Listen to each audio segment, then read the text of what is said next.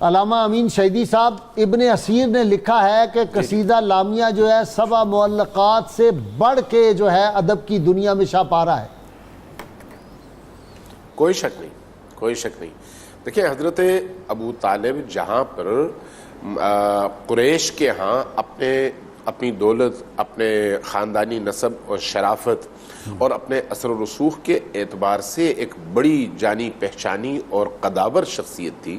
وہیں پر علم و فضل کے اعتبار سے، وہیں پر اپنے اثر و رسوخ کے اعتبار سے، اپنی علمی کمالات اور معنویت کے اعتبار سے اس مقام پر تھے کہ لوگ ان کی طرف توجہ دیتے تھے اور ان کی گفتگو کو ایک فکری، علمی، نظریاتی گفتگو کے طور پر بڑی غور اور فکر کے ساتھ سنتے بھی تھے۔ اس لیے چاہے وہ قصیدہ لامیا ہے، چاہے ان کے باقی اشعار ہیں، اس وقت دیوان ابو طالب کے طور پر ہمارے پاس دیوان موجود ہے، وہ دیوان آپ جب پڑھتے ہیں تو وہاں پر ظاہر ہے یہ دور وہ دور ہے جب ابھی قرآن کے نزول کا سلسلہ شروع ہوا تھا، اس کے بعد کا دور نہیں ہے کہ قرآن سے الہام لے کر آپ بہت ساری چیزیں بیان کرتے ہیں۔ اس کا مطلب یہ ہے کہ وہ نظریاتی طور پر اتنے پختہ اور اتنے وسیع النظر تھے اور معرفت کے اعتبار سے اس مقام پر تھے کہ ان کے اشعار کو پڑھ کر انسان کا ذہن کھلتا بھی ہے اور انسان وجد میں بھی آتا ہے، ادبی اعتبار سے بھی اور اس کی معرفت اور اس کی وسعت کے اعتبار سے بھی۔ لہٰذا جب ہم حضرت ابو طالب جیسی شخصیت کے حوالے سے بعض ایسی باتیں سنتے ہیں تو اس میں دو طرح کی چیزیں ہمارے سامنے آتی ہیں۔ ایک کام ضرور کریں علامہ صاحب،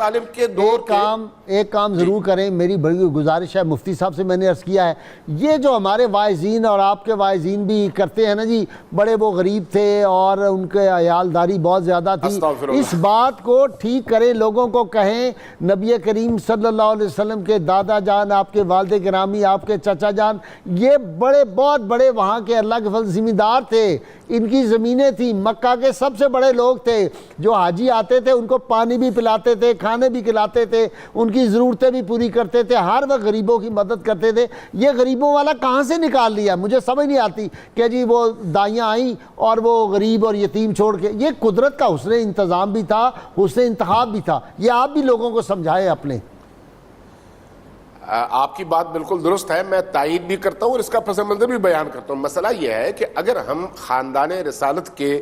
پیچھے جائیں، یعنی ان کے آباء و اجداد کی طرف، تو آپ یہ دیکھیں گے کہ مکہ مکرمہ اور خصوصاً خانہ کعبہ کی کلیدداری اور اس کے انتظامی امور سارے کے سارے اسی خاندان کے پاس تھے، اور آپ کو پتا ہے کہ کعبہ اس وقت جو ہے تمام تر موحدین کا بھی مرکز ہوا کرتا تھا اور اہل شرک نے بھی اپنے بت رکھے ہوتے تھے، یعنی دونوں چیزیں تھیں، لیکن ان سب کا محور و مرکز یہ خاندان تھا۔ جو خاندان تمام اطراف کے قبائل کی تمام تر توجہات کا مرکز ہو، وہ غریب اور فقیر نہیں ہوتا، میری بات تو یہ ہے۔ اور دوسری بات یہ ہے کہ حج کے ایام میں اس خاندان کا جب دسترخوان بچھتا تھا تو ارد گرد سے آنے والے تمام فقراء اور تمام غریبوں کا پیٹ بھرتا تھا، لوگ غریب لوگ اسی لیے وہاں پر آیا کرتے تھے کہ انہیں کچھ نہ کچھ اس خاندان کے در اقدس سے ملے گا۔ لہٰذا یہ جو اس طرح کی غلط فہمیاں پیدا کی گئیں، یہ بعد میں امویوں نے زیادہ سے زیادہ اس پر کام کیا،